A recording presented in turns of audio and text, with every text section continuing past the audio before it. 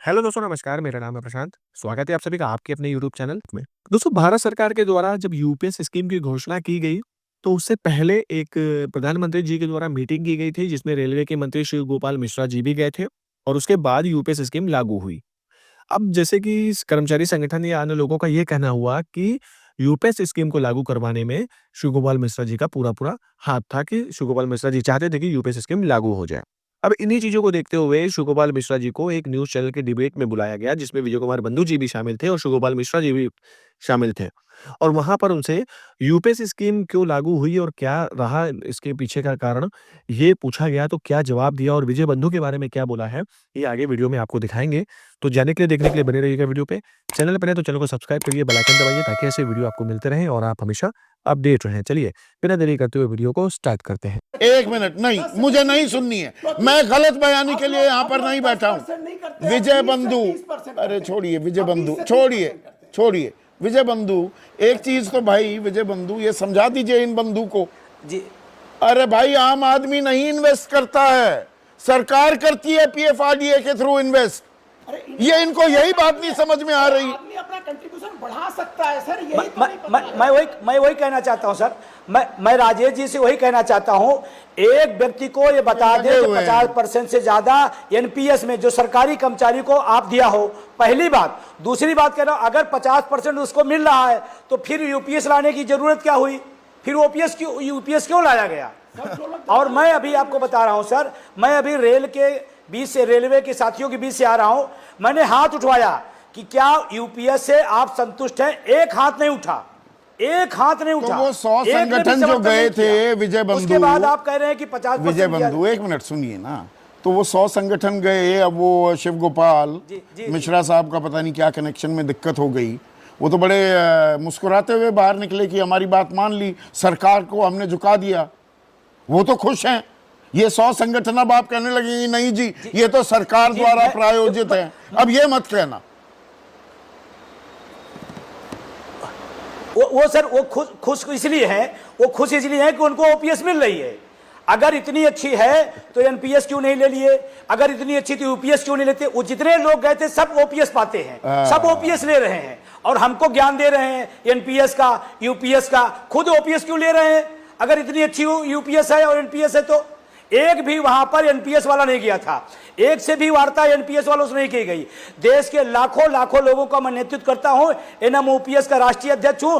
मैंने सबसे पूछा, एक व्यक्ति नहीं कहा कि हमको एनपीएस चाहिए, एक ने नहीं कहा आपको ओपीएस चाहिए। अब उनको ओपीएस मिल रही है, उन्होंने सहमति दे दी। अब सहमति के पीछे उनके क्या राज अब इसमें माधव आनंद एक और ये अहम पॉइंट उठाया। एक सेकेंड विजय बंधु एक सेकेंड रुकिए। माधव आनंद, जो ये ओपीएस वाला कौन है और एनपीएस वाला कौन, ये भी एक दिलचस्प अपने आप में लड़ाई है। और अब ये यूपीएस की भी जो बात आई है, 23 लाख जब सरकारी कर्मचारी केंद्र में हम बात करते हैं, हम उसमें फौज को इंक्लूड नहीं करते, क्योंकि फौज में आज भी पुरानी पेंशन योजना ही लागू है। तो अगर एनपीएस इतनी अच्छी है या यूपीएस में ले आइए ना फौज को। अलग अलग पैमाना क्यों है अभी भी? देखिए, ये अभी स्टार्टिंग में अभी इसकी शुरुआत की गई है और इसमें बहुत सारे अच्छे प्रावधान है संदीप जी। ठीक है, राजनीतिक दल जो है अपने राजनीतिक दृष्टिकोण से सोचेंगे उसको, हर सारे पॉइंट जो है जो ओल्ड स्कीम तो इसमें ईमानदारी लाने की भी जरूरत है। एक सेकेंड, थोड़ी देर के लिए ही जुड़ पाए हैं शिव गोपाल मिश्रा मेरे साथ। शिव गोपाल जी, आज बड़ी तकनीकी दिक्कतें आ रही है, मैं तो आपसे विस्तृत बातचीत करना चाह रहा था। आपके अथक प्रयासों से सरकारी कर्मचारियों को एक खुशखबरी, आंशिक ही सही, कुछ लोग कह रहे हैं वो मिली तो है, लेकिन यहां पर विजय बंधु कह रहे हैं आप खुद तो ओपीएस ले रहे हैं और यूपीएस के लिए हां करवा कर आ गए। ऐसा है कि विजय बंधु अच्छे व्यक्ति हैं, उन्होंने काफी संघर्ष किया है। मैं इनके बारे में कुछ कहना नहीं चाहूंगा, लेकिन मैं ये जानता हूं कि मैं इतने दिनों से नेशनल काउंसिल जेसीएम को डील कर रहा हूं, उसका स्टाफ साइड सेक्रेटरी हूं। हमें ये पता है कि सरकार क्या दे सकती है, क्या नहीं दे सकती। दूसरी बात यह है कि जिस मुद्दों पर हमने समझौता किया है वो बिल्कुल ओपीएस जैसे ही है। और ओपीएस में हमारी एक ही मांग थी सारे लोगों से कि जो भी हम 50% सैलरी का और उसके ऊपर जो महंगाई की राहत है उसके नीचे कोई समझौता नहीं करेंगे। हमारे स्टाफ साइड जेसीएम ने उस पर कोई समझौता नहीं किया। ये रह गया सवाल कि वहां जाने वाले ओपीएस वाले थे या एनपीएस वाले थे, तो इसका कोई मायने नहीं उठता है। हम जो है वो 23 लाख, हम 32 लाख कर्मचारियों को रिप्रेजेंट करते हैं। हम अपने 9.5 लाख रेल कर्मचारियों को रिप्रेजेंट करते हैं। जब तक वो हमको चाहेंगे तब तक हम रहेंगे। वो बंधु जी की कृपा से हम नहीं है, हम अपने नहीं, कर्मचारियों की निजी कृपा लड़ाई से की हैं। बात उनके मैं यहाँ साथ नहीं कर रहा हूँ, पर मुझे ये बताइए, अगर मैं संदीप जी ये कहना चाह रहा हूँ, हाँ मेरी बात सुनिए प्लीज। प्लीज, मैं ये हाँ। कहना चाह रहा हूँ कि हमने सरकार के सामने ये बात रखी कि आप इसका नाम ओपीएस रखिए, आप इसका नाम एनपीएस रखिए, आप इसका नाम जीपीएस रखिए, आप इसका नाम एपीएस रखिए। हमारा इससे कोई लेना देना नहीं है। हमारा लेना देना इस बात से है कि हमारा जो कर्मचारी जब रिटायर हो तो उस समय उसको उसकी सैलरी का तो आधा मतलब पैसा आप मिलना ये कह चाहिए रहे हैं पेंशन के ये रूप में। दरअसल ओपीएस की तरह ही है और दबाव अभी बनता रहेगा। सरकार और डिटेलिंग क्या देती है, पेंशन की टेंशन खत्म नहीं होने वाली है। एक टेंशन मैं जरूर अपने दोस्त और मेरे पैनलिस्ट राजेश शर्मा को देना चाहूंगा। खुला न्योता है, खुली चुनौती है। हजारों की लिस्ट कह रहे हैं, 10 आदमियों का नाम बता दें जिनको अपनी बेसिक का 70% बतौर पेंशन मिला हो। उसके लिए हम इंतजार करेंगे। तो दोस्तों, जैसा कि आपने वीडियो में देखा कि जब यूपीएस के बारे में विजय कुमार बंधु जी से पूछा गया कि आपने यूपीएस स्कीम के बारे में क्यों ऐसा हुआ, यूपीएस स्कीम क्यों लागू हुई, तो शिव गोपाल मिश्रा जी ने स्पष्ट तौर पे कह दिया कि हमने वही मांगे वहां पर रखी जो सरकार दे सकती थी और हमें पता था सरकार क्या दे सकती है, क्या नहीं दे सकती है। विजय कुमार बंधु जी के बारे में भी उन्होंने जैसे बात की कि विजय कुमार बंधु जी काफी संघर्ष कर रहे हैं ओपीएस के लिए।